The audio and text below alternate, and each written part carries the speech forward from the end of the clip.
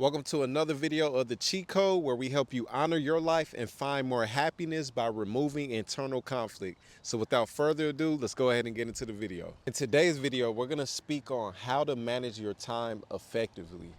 I believe that managing your time is one of the most productive things that you can do on planet Earth.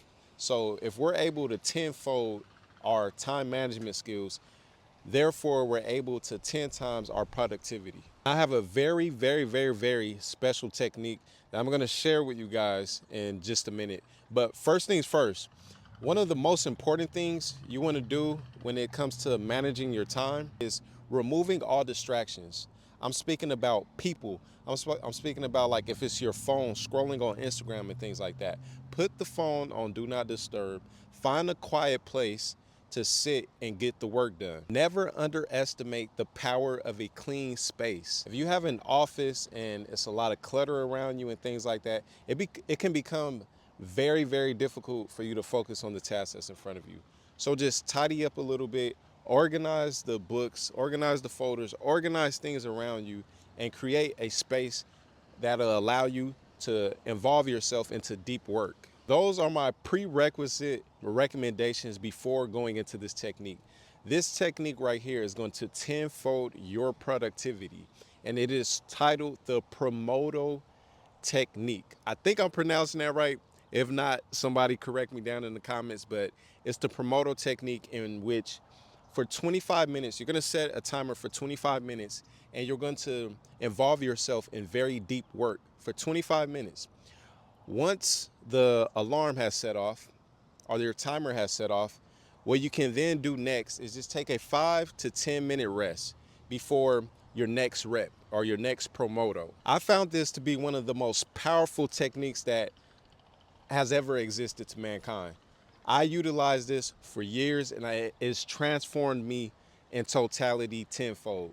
It strengthened the focus muscle that I use, and it helped me get a lot of work done. What I want to speak on next is simply time blocking. So this is simply planning the hours in your day. We have 24 hours within the day.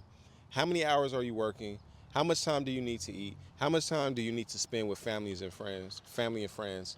What does your hours look like?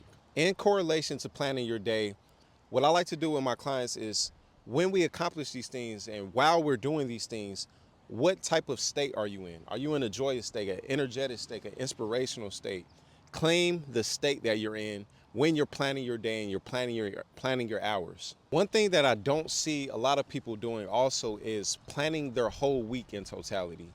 So how many of you guys actually plan what your whole week looks like? There's only 4 weeks in a month, and I notice a heightened sense of productivity when I also have planned my weeks in advance. All of this is simply about just getting a visual and setting the stage so that we're able to at least be aware of what to expect. It does the brain great benefit. Along with all this, though, you don't want to make the mistake of over planning or not being realistic with your schedule. So obviously, if you have kids like myself, things could be a little all over the place.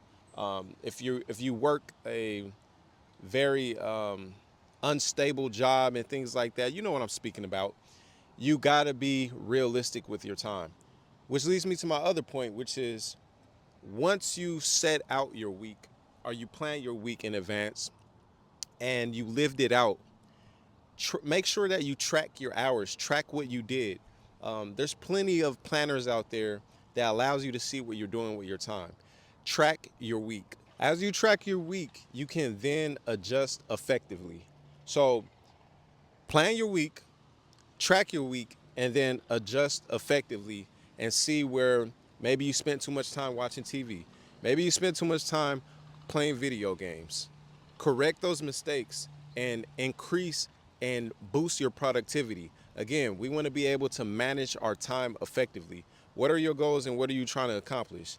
Can you put a little bit more time in there? Can you put 15 more minutes? Can you put 30 more minutes? Just 45 more minutes into using your time much more effectively.